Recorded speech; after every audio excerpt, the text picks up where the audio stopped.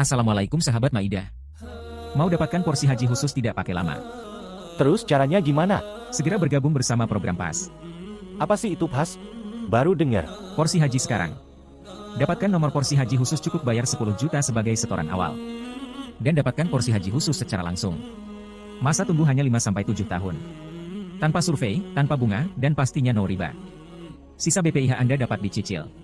Tunggu apa lagi? Buruan daftar sekarang di Maidah Iman Insani Makassar, Jalan Bumi Tamalanrea Permai BTP Blok A nomor 12-13 Kota Makassar. Hubungi nomor di bawah untuk informasi lebih lanjut. Bismillahirrahmanirrahim. Assalamualaikum warahmatullahi wabarakatuh. Alhamdulillah hamdan katsiran thayyiban mubarakan fi kama yuhibbuna wa yarda. Wassalatu wassalamu ala Rasulillah wa ala alihi wa ashabihi wa man tabi'ahum bi ihsanin ila yaumiddin wa ba'd. Ikhwan dan akhwat rahimani wa rahimakumullah. Banyak kemudian diantara manusia yang salfok dengan pembagian tauhid. Banyak manusia kemudian gagal fokus, tidak bisa menerima akan pembagian tauhid yang mungkin selama ini kita dakwakan, yang mungkin selama ini kita sampaikan kepada umat tentang pembagian tauhid yang bersumberkan dari Quran dan Sunnah Nabi SAW. Mereka kemudian bahwasanya taksimut tauhid, bahwasanya pembagian tauhid adalah merupakan doktrin Wahabi untuk menyesatkan manusia dalam perkara akidah. Bahwasanya taksimut tauhid adalah merupakan analog-analog yang dibuat oleh Salafi Wahabi untuk mendoktrin kaumnya atau umatnya dan menyesatkan manusia dari akidah yang benar, akidah yang bersumberkan dari Quran dan Sunnah Nabi SAW. Pada zaman Allah Subhanahu wa taala, taksimun tauhid ini sangat luar biasa. Yang kemudian ditorehkan oleh para ulama, yang kemudian dituliskan oleh para ulama, yang kemudian para ulama menyampaikan kepada kita pembagian-pembagian tauhid. Jalan yang terbuka adalah untuk memudahkan kaum muslimin mempelajari akidah-akidah mereka yang bersumberkan dari Quran dan Sunnah Nabi SAW. Tapi jemaah dalam Allah, sebelum kita jauh membahas taksimut tauhid, kita harus pahami apakah taksimut tauhid ini adalah merupakan perkara bid'ah. Ketika seseorang itu menyebutkan istilah-istilah dalam sebuah ilmu tajwid, ilmu usul, ilmu fiqih, kemudian ulumul Quran, kemudian akidah, apakah pembagian istilah seperti ini adalah merupakan pembagian yang muhdatsah, sesuatu yang baru dalam agama ini sehingga kita harus menolaknya. Baik, jemaah rahmatullah. Perhatikan, dalam sebuah kaidah fiqih dan usul, ada sebuah kaidah yang sangat luar biasa untuk menutup pintu celah dalam permasalahan ini. Apa kaidah tersebut? Adalah la musyaha fil istilah. Tidak ada perdebatan, tidak ada kemudian pertengkaran dalam perkara-perkara istilah yang disebutkan oleh para ulama yang tujuannya adalah untuk memudahkan kaum muslimin memahami agama mereka. Bahkan Ibnu Qayyim Al-Jauziyah rahimahullah dengan tegas kemudian mengatakan dalam kitabnya Madarijus Salikin jilid 3 halaman 306, wal istilahatu la musyaha fiha idza lam tatadamman mafsada. Bahwasanya istilah-istilah yang baru yang dimunculkan oleh para ulama, apakah para ulama mutaakhirin wal mutaqaddimin, maka dalam perkara istilah-istilah tersebut yang mereka sampaikan kepada umat, yang mereka ajarkan, yang mereka torehkan di dalam kitab-kitab mereka, maka ini tidak boleh diperdebatkan. Tidak ada perdebatan pada istilah-istilah yang mereka sebutkan. Ya, selama istilah-istilah tersebut tidak terkandung padanya perkara-perkara yang bisa merusak akan ilmu Quran dan Sunnah Nabi SAW. Sehingga para ulama kemudian mengatakan bahwasanya para ulama dahulu maupun sampai sekarang itu, maka mereka senantiasa memunculkan istilah-istilah untuk memahamkan kepada manusia tentang agama dan ajaran-ajaran dari sisi Allah Subhanahu wa taala. Tujuannya jemaah rahmatullah, bahwasanya taksim ini adalah untuk memudahkan kaum muslimin agar memudahkan pemahaman mereka. Mereka tahu, oh ternyata dengan istilah-istilah ini kemudian mereka bisa paham, oh ini hukumnya wajib, ini hukumnya sunnah, ini hukumnya mubah, makruh, haram dan seterusnya. Sehingga berkembang zaman, maka semakin banyak istilah yang disebutkan oleh para ulama. Untuk apa? Karena ya sekarang kita kalau bertanya kepada kaum muslimin apakah mereka paham bahasa Arab atau tidak, mereka tidak paham. Berapa jam kalian mempelajari agama Islam? Mungkin mereka mengatakan mungkin ya ala kadarnya, atau mungkin di waktu-waktu yang kosong mereka yang kemudian mereka belajar agama.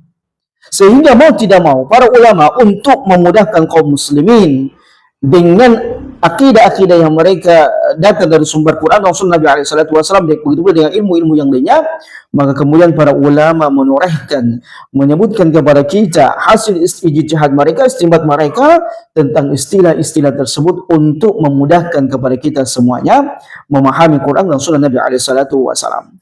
Ya, jangankan ulama-ulama sekarang, antum bisa melihat Imam Syafi'i, ulama yang pertama kali meletakkan ilmu fiqh, dengan banyaknya istilah-istilah yang beliau sebutkan di dalam kitabnya.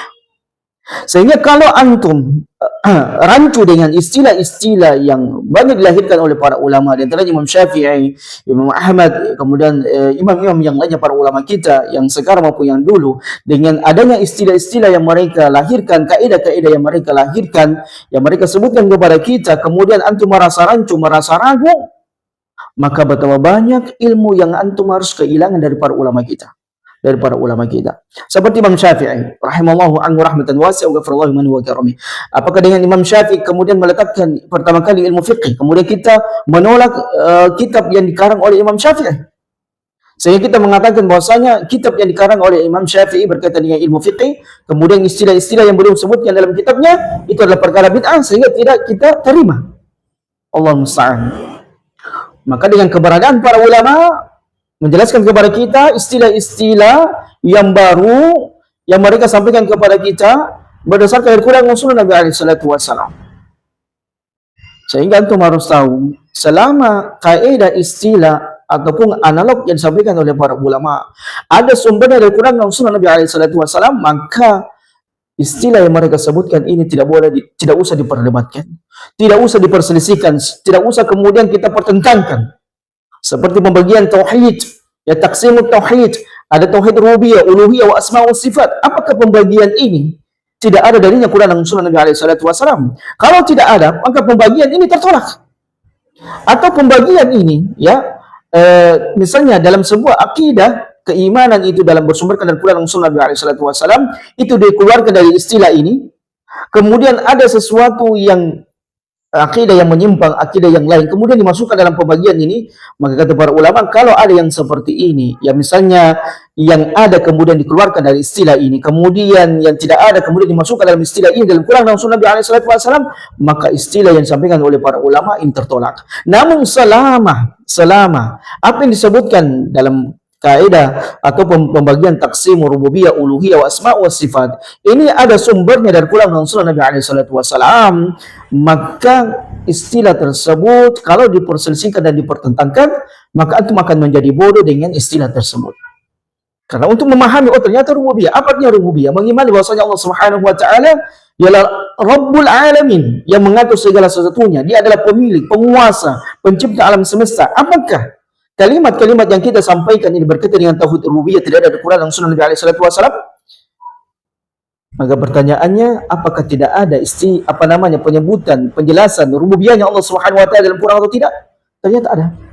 Begitu pula dengan istilah tauhid uluhiyah, bahwasanya Allah Subhanahu wa taala yang berhak diibadahi, tidak ada pada selainnya. La ilaha illallah wahda, la syarikalah. Apakah istilah ini tidak termaktub dalam Quran dan Sunnah?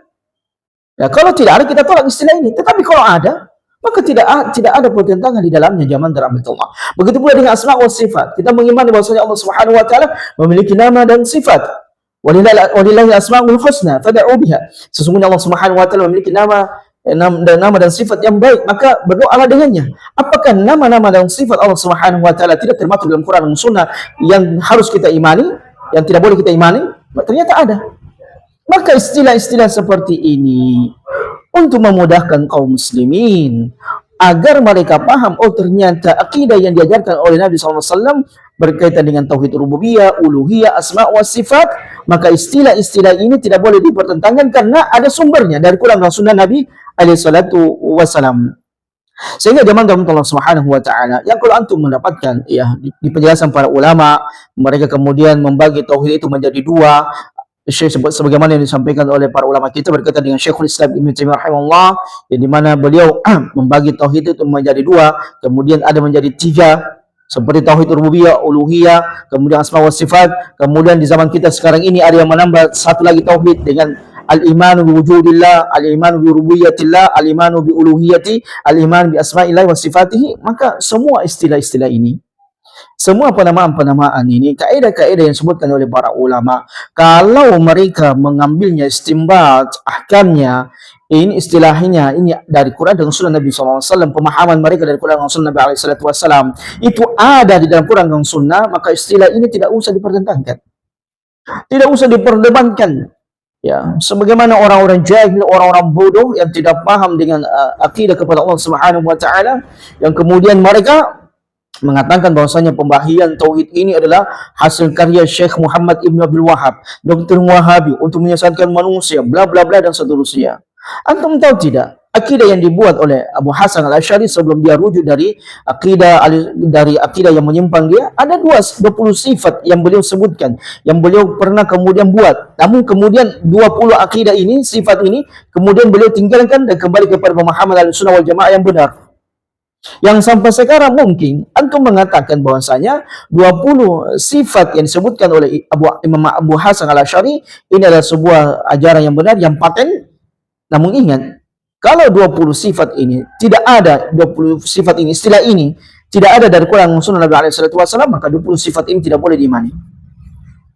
Begitu pula dengan ajaran LDI, banyak istilah-istilah, ya, seperti misalnya saya sebutkan satu contoh, istilah yang selama ini mereka gunakan adalah kekhilafaan, ya. LDI itu sangat identik dengan kekhilafaan, artinya siapa yang menjadi pemimpin di antara mereka, maka dia adalah khalifahnya dan harus didengarkan dan taat, dan bukan presiden.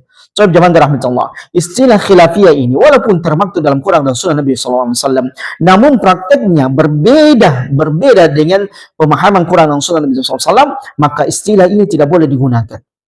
Tidak boleh digunakan. Walaupun ya istilah ini ada disebutkan dalam Quran dan Sunnah Nabi SAW, kalau pemahamannya dan penerapannya tidak sesuai dengan Quran dan Sunnah Nabi SAW, maka ini tidak boleh diterapkan atau diamalkan istilah seperti ini.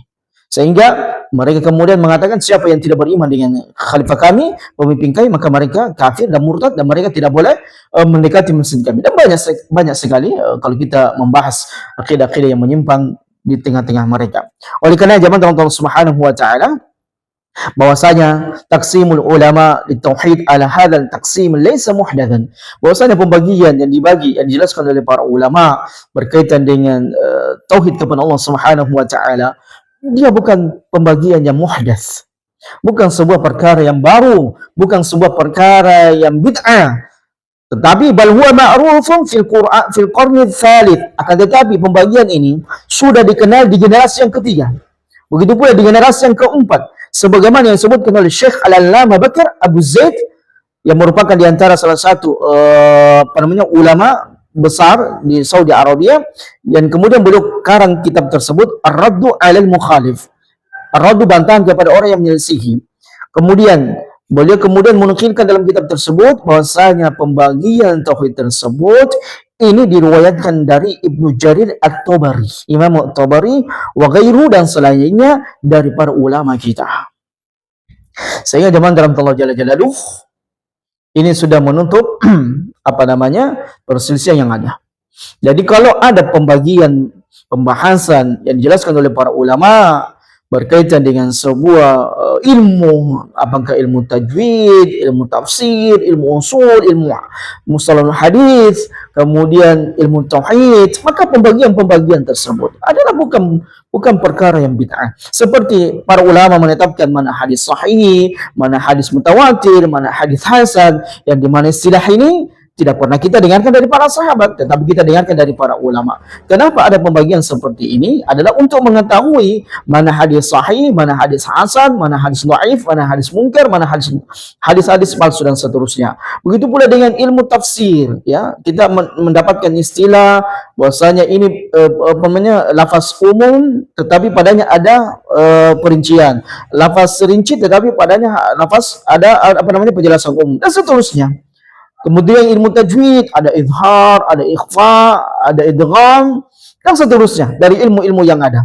Sehingga pembagian istilah-istilah seperti ini bukanlah sesuatu yang muhdats, bukan sesuatu yang baru, dan bukan sesuatu yang harus diperdebatkan di antara kaum muslimin, supaya mereka berhenti berdebat dalam sebuah permasalahan yang tidak punya apa namanya, yang tidak mendatangkan manfaat. Bahkan kita harus merujuk kepada para ulama bahwasanya mereka membagi pembagian seperti ini, menyebutkan istilah-istilah seperti itu adalah untuk memudahkan kaum muslimin akan ajaran agama Islam ini. Dan inilah keindahan, betapa indahnya para ulama menetapkan kepada kita, memberikan kepada kita kaedah-kaedah dalam beragama kepada Allah Subhanahu wa taala, terkhusus dalam cabang-cabang ilmu. Demikianlah jemaah Allah Subhanahu wa taala apa yang bisa kita sampaikan pada kesempatan yang berbagai ini. Semoga Allah Subhanahu wa taala memberikan kepada kita semua taufik. Barakallahu fikum wa jazakumullahu khairan. Wa subhanakallahumma bihamdika asyhadu an la ilaha illa anta astaghfiruka wa atubu ilaik. Wa akhiru da'wana alhamdulillahi rabbil alamin. Wassalamu alaikum warahmatullahi wabarakatuh.